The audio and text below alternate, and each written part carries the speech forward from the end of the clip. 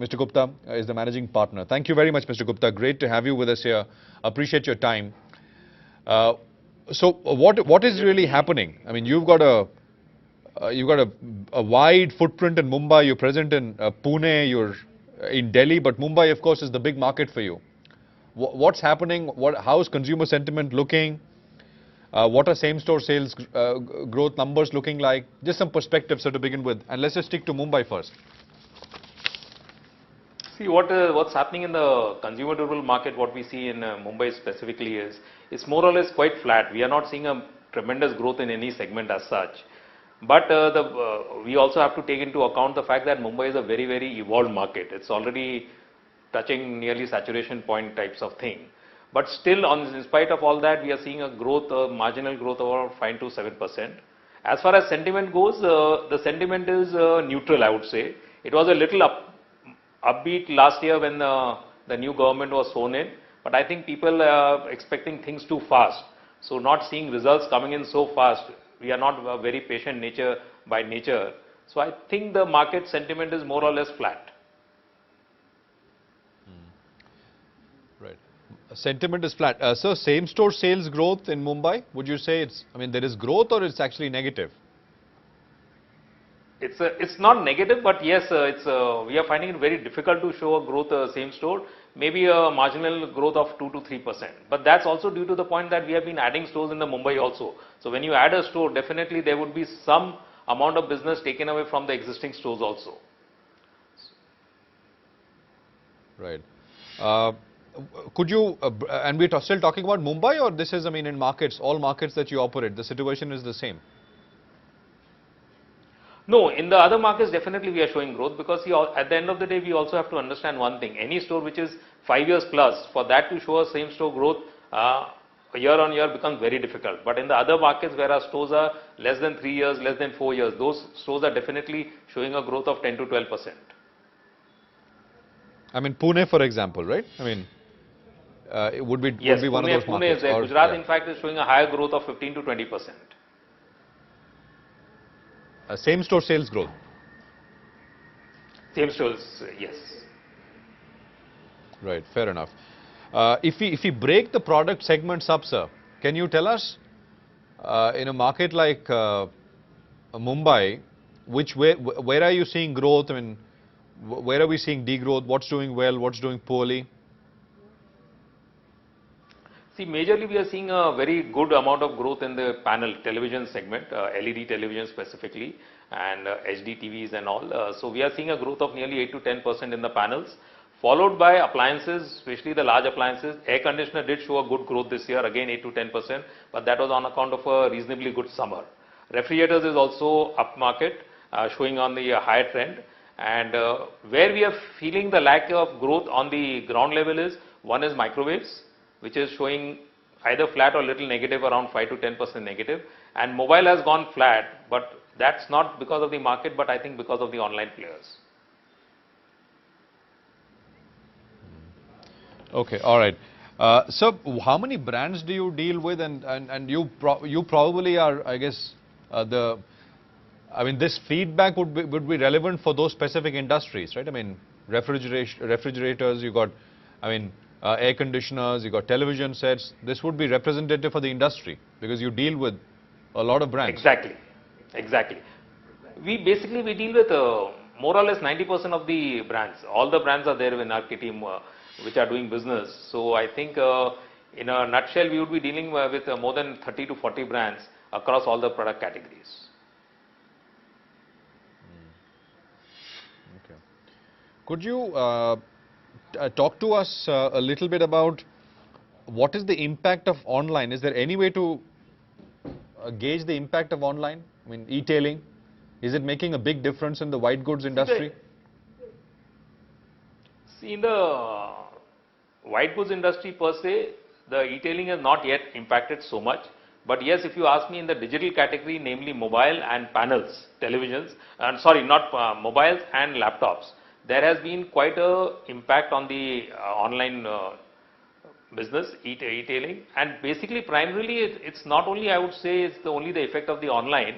It's basically the smaller retailers who are buying from online and selling it offline, that is creating a more impact than the online, than customers buying from online per se.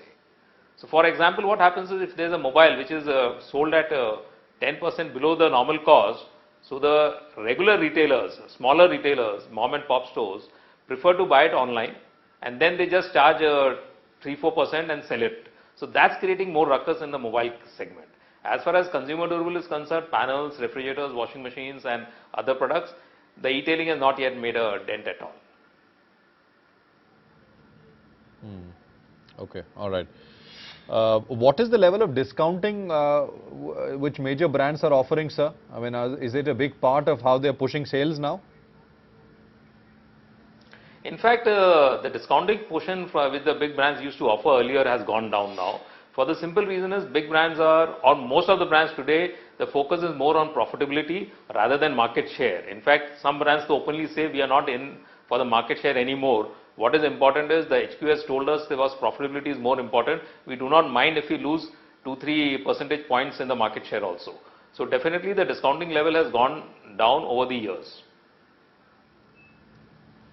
Okay. I mean, at what level on an average would it stand in segments which are not doing that great, sir? Approximately, we are at a level of 15 to 20% gross margins. Okay. I mean, that would be the discount that you would offer to consumers. No, that's the discount which we get. To the consumers, it goes around 10 to 12%. Okay. All right. Fair enough. So, is there a inventory problem at all? And I mean, can you talk us through a little bit about that? I mean, what is the, if same store sales growth, as you said, is 2-3%? I mean. Right. See, as far as inventory problem is concerned, there's no problem as such. But earlier, what used to happen was, I'm talking 5 years back, manufacturers used to have a target. The brands used to take a target that this month we are going to sell so much, and accordingly they used to make produce. But nowadays, what has happened is, since the focus is on profitability, the brands take a projection, fixed projection for a month, and rolling projection for the next 2 months, for the quarter, from the retailers. And based on the projections, they are setting the manufacturing plants and production plan.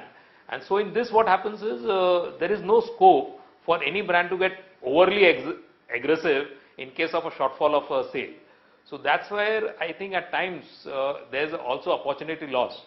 Say they have taken a rolling projection for 2 months down the line, and some event happens which causes a spur in sales, the brands are not equipped to supply. Fair enough. Could you talk to us a little bit about the air conditioner segment a little bit, sir? Because we've been hearing that that segment isn't doing that well, as was expected. Can you tell us if that is true? In fact, that is not the entire truth itself. Because the simple reason is, the problem with the air conditioning segment is the market did reasonably well. In fact, we had a late start summer, so everybody was scared at that time, but ultimately it covered up.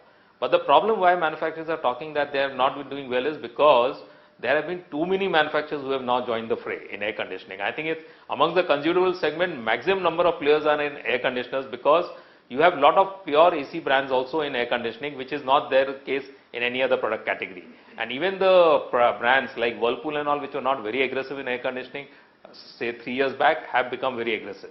So I think that's where the manufacturers have a feeling that the ACs are not doing well. But as far the market is concerned, it's behaved the way it should have. Yes, the Dil Mange more is always there, but then that's the reality which we will have to live with. Okay. I mean, in that particular segment, what is growth like, sir? I mean, at your outlets in Mumbai, Pune, etc.? It's around 7 to 8%. It's around 7 to 8%. I think that's the industry norm. We cannot expect now any high double-digit growth anymore. Okay. All right. Fair enough. And in that segment, most of the customers who come in, they already know what they want to buy? They are brand focused in that sense, or they walk in with an open mind and then, I mean, they can be persuaded either way or they can swing either way? See, what happens is, it goes with any category. there is hardly 5 to 7% of the customers who are brand focused, who will come with one brand in mind that I want this brand only.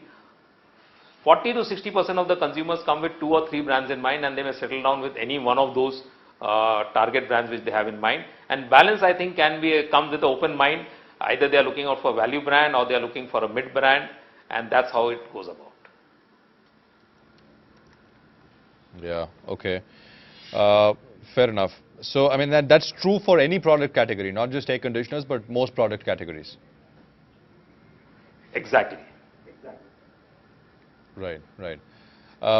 What is the overall sort of, okay, let me, before I get the overall perspective, sentiment-wise, is there any new product category which is doing very well, I mean, unexpected, anything, or it's mostly, I mean, the same categories, most which we've already spoken about. Is there anything else which is doing very well? The category might not be that big. No, I think what we, Yeah. no, there's nothing at all. In fact, there's been no, in fact, in the last 2, 3 years, we have not seen any new category uprising at all. In fact, camera is one category which is now totally as good as on the verge of extinction, I would say. I guess they can blame phones for that. Fair enough. You know, compared to, say, a year back, 2 years back, 3 years back, how would you describe the situation? Is it pre-election level kind of sales that you're clocking now? Is it back to that? Because you started by saying that the euphoria has gone. I think it is, we have reached the level of pre-election sales right now. Pre-election wise. All right. So thank you very much. Great speaking with you, Mr. Gupta, and thanks for patiently answering all those questions.